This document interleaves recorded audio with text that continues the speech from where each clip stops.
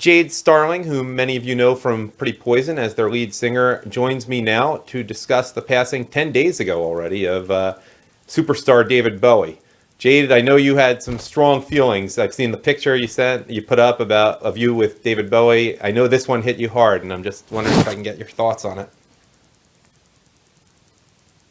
Adam, it really did hit me hard, the passing of David Bowie. It was so unexpected, and he really did keep his illness a secret while creating his Black Star album, which, of course, will be his swan song. Just incredibly brilliant artist. I had the pleasure of meeting him in person back in the late 90s. He was on tour with Nine Inch Nails. I was backstage. So excited to meet him. I remember just being a nervous wreck to meet him because I basically grew up on Bowie. My brother, my father, both musicians, were playing David Bowie in the household. So it's something I grew up with in childhood. I always idolized him and admired his, just his incredible showmanship and theatrics, fashion, and he was just a one of a kind, creating these characters, an amazing actor as well. Just an incredible performer. It's such a huge loss. I mean, to me, it's almost like losing a limb because it's someone that I have basically, I've idolized since I'm a kid. And he did inspire me a lot with writing songs and getting into more theatrical performances live. I mean, there really wasn't anyone like him. And he was a fellow Capricorn. Oh, well, that's true. Yeah, he has the same birthday as Elvis and my mother, January 8th. Yes, his birthday, and then my birthday, January 19th. So I've always felt this affinity, this kindred spirit connection with him, being a Capricorn. Okay. And Capricorns are very ambitious and, hardworking. I always admired his work ethic as well. And when I met him, he was, you couldn't even imagine how nervous I was, and he was just so down to earth. He kissed my hand. He was talking to me like he knew me, like a regular, like a friend, Oh, really? Normal. I was putting him on this pedestal, and here he was, this very genuine, very, even funny. He was silly. In the picture, he was making this funny face with this big smile, and after we took the picture, we were cracking up. He was just a jokester. He was a prankster, and such a down-to-earth person, which I think is a strong trait of being a Capricorn, that you are down to earth and you are approachable, and he also exuded this youthful vitality, even at his 69th birthday, still having that youthful glow. And Capricorns, I've researched, they get younger as they get older. Yeah. Jade, a thought comes to mind. I think you were a little too young, as I was, to remember when he first came on the scene in the early 70s.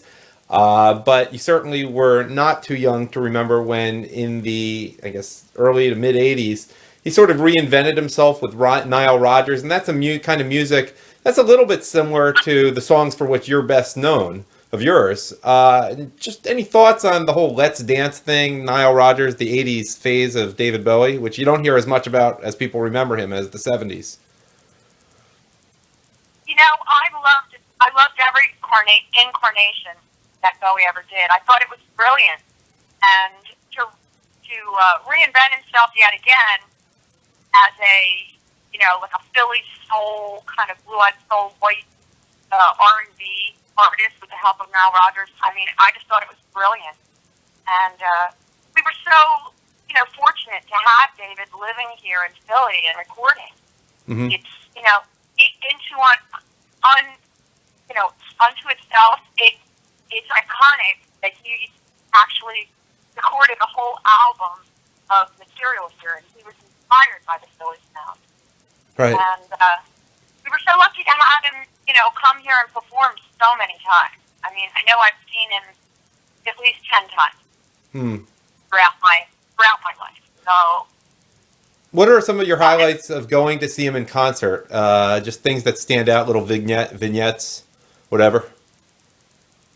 I just love the way he would come out and portray whatever the character was. He, not on every show that I saw, I mean, I've actually seen him do the White Light Tour, which is a very scaled down, just about the music, not about the theatrics, and that was brilliant too.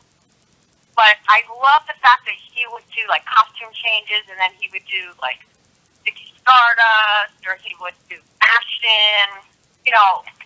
Some of the songs that you really identify with the character Mm-hmm. that is portraying in the song. So I mean, I feel very so inspired by everything that he's done, and I'm not just saying that. I mean, this is someone that was. When someone would ask me who are some of your favorite artists, I always mention Bowie.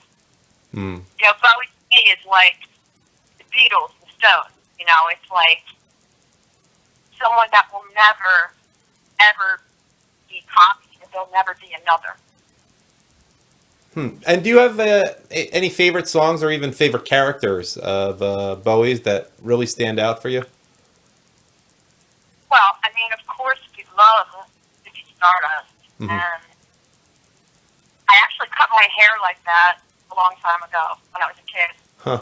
Cut my hair off, had like that spiky belly haircut, that sticky haircut. But as he evolved, I just loved everything he did, and I love the fact that he could play in a band with Brian Eno and just be the keyboard player, or he could tour with Iggy Pop Uh-huh. and be his keyboard player and just take sort of the back role, the B role. That's what made him so charming. So beautiful, so charming. That even though he was the center of attention, he could actually share the limelight with others. I admire that so much, and I try to incorporate that attitude. This is a question from left field, and I certainly expect probably a no, but I'm just wondering, I know Pretty Poison's performing what, February 13th in the Philadelphia area at Harrah's? Is that what the date was? Yes. Are you planning on doing any sort of tribute to David Bowie, or also the recently passed Glenn Frey when you perform then? Are you working on anything, or you going to at least bring it up? There may be a surprise or two in store. Okay, so I'm not going to find out about it right now. Good enough. You'll have to come to the show. I'm not going to disclose any, I'm not going to be a buzzkill here and disclose anything. You'll have to come and see the show for yourself. Fair But enough. while we're on the subject of passing rock stars, the 6 Degrees of Separation has really touched me in so many ways, especially I want to acknowledge Scott Weiland. Oh, right. Who I was friendly with, and his passing last year. Also, the sad passing of Natalie Cole, another person. Oh, right. That was only a couple weeks ago. That was like January 1st. This is another 6 Degrees of Separation. I've met her too, and I'm trying to think of some other people. I know that there were a few other artists that passed, and I'm just going to say this: we tend to take things for granted. We tend to put artists and rock stars and actors. We tend to put them on this pedestal, and we think that they're, that nothing can touch them and they're going to live forever. But the sad truth is, even death, touches brilliant people and people that we admire and people that we feel that we've known our whole life. So it does feel like, in a sense, that we've lost a family member. But in closing for this interview, I would just like to say that the memories that we have, we will always hold close to us of how these artists, how David Bowie and the other artists that we talked about, how their music touched our lives, and how their music will continue on forever, eternally, and how it will help shape, future musicians to come. And I just want us to be able to celebrate their work and their life. And, it is sad, we will mourn their passing, but the joy is that we can listen to their music forever, and it will always be here. All right. Well, thank you, Jade Starling of Pretty Poison, and hopefully we won't be doing another one of these interviews that soon. But I always appreciate the insights going back to when you paid such great tribute a couple years ago to Donna Summer. You really do this particularly well. Okay, Jade. Well, it was great talking to you, but I hope next time I'm talking to you that it's a happier occasion. Yeah, maybe we'll do something before your show in the Philly area in mid-February, and hopefully we'll have none of these to talk about then. Yeah, let's talk about joyful things. Okay. Joyful noise. Sounds good to me.